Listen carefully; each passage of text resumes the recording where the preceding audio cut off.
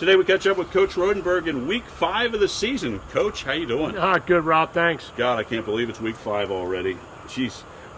Your rival, the Wyoming Cowboys, defeated your young Indian Hill team 48-7 last Friday. Let's talk about the areas that you saw positive signs, improvement, things that you were pleased with. I was happy with the way our guys went out and competed. You're playing a really good football team, and we had some adversity, but we went out and it was 21-7 at halftime, and our guys were really excited. We made some really good defensive plays, and I was happy with our blitz package, happy with the way our guys were competing. Because when you blitz, you've got to get after it, and our guys got after it pretty well, and we really stymied them a little bit. And, they got their run game going in the second half, which, is something we're struggling with right now. But our coverage and our blitz game, really good. And then we unleashed a little bit of a passing game on Friday night with Alex. And, Alex he kind of got thrown into that quarterback position, but each game he gets a little bit better. And, he hit a nice one to C.J. Hayden.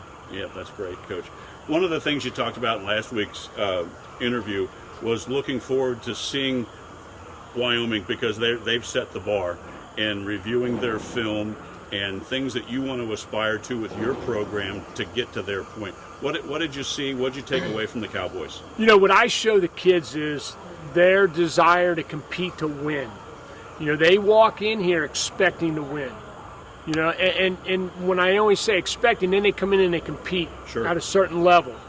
Sometimes your kids might start to say, well, they're maybe being dirty, they're maybe doing this. I said, no, you take a look at it, and they're competing to win. They have an expectation, and that's that expectation you want to get. It's not arrogance. It's I guess you could call it confidence, but to me it's competing to win, and that's what you kind of show your kids, and that's the kind of things that you've got to do to be number one, and you want to beat them. You got to take a look at them. You got to aspire to get to that level, and we will. So it's almost like a momentum feeling. You build with some consecutive first downs, you score some points, you get a lead into half, and those things are just the building blocks, right? They are the building blocks, and then eventually it clicks, But you got to keep forcing the issue. You got to keep forcing the process, and I'll say process, and I know that's it's a well-used word. Sure. But you can't sit there and start throwing in different things. You can't lose confidence. You can't throw in different schemes. You got to stick with your process, and then eventually it clicks. Yeah, that's exciting. Switching gears a little bit, you have several players that you've coached that are playing on Saturdays and on Sundays. And one, do you stay in touch with those former players? And also, do you enjoy watching them on TV on Saturday and Sundays? It's fun. I try to send a text out in the beginning of the year to everybody that's still playing. And I've got quite a few guys that are playing at the next level, and a couple guys playing at the NFL level. And, yeah, I stay in touch with them. Certain people you stay in touch with a little bit more. But, I coach because of the relationships, Sure. The winning and the losing, those are things that are part of coaching, but it's the relationships and seeing guys grow and seeing guys being able to achieve their goal and their dream. So, yeah, I follow them all, and I try to always send text messages out to guys that are, I thought Sam Hubbard played a really good game on Friday night, and then going back 20-plus years, Kevin Huber's playing in his 2000. And Still playing, So I'm proud of those guys, but really, I'm not so happy for them. Yeah, that's awesome, Coach. This week you travel to 1-3 Marymount Warriors. What are you seeing from Marymount on huddle, Coach? Really love to throw the football. I think their quarterback's got a big-time arm.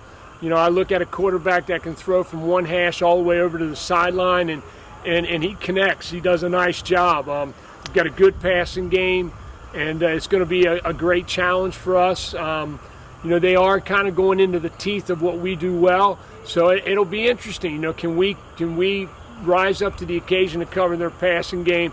And defensively they're sound. They're an even front. They play a little odd front. So, we got to get that running game going, because that's really kind of what we want to do. And if we can do that, we think we can have some success. Great stadium at Marymount. They have brand new turf. The Moats Group just installed brand new turf there in Warrior Stadium, so it'll be a great venue, and it sounds like it's going to be another great night. Coach, for the Braves, who would you like to see step up and take the next step for you in building those blocks? We've put so much on Alex Grace's plate, to be the free safety, which is a quarterback on defense, and to be the quarterback. I like to see the offensive line step up and open some running holes for Penn and for LaBarbera, and if they can do that, then that takes a little bit of pressure off of Alex. I think and plus he's our kicker, and our punter. So I think we got to ease things up a little bit on Alex and give him a chance to feel comfortable, and let Penn run wild a little bit on Friday night. Well, best of luck the rest of the week. Best of luck at Marymount.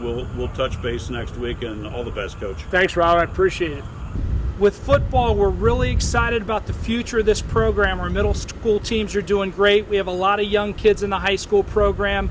Culture change has been great on the football staff and in the football program. Really excited to see how that turns out in the future. Our tennis team just had a big 5-0 win over Sycamore, number 2 in the city, and we're really looking forward to a lot of great things out of them. That's your weekly update. Go Braves.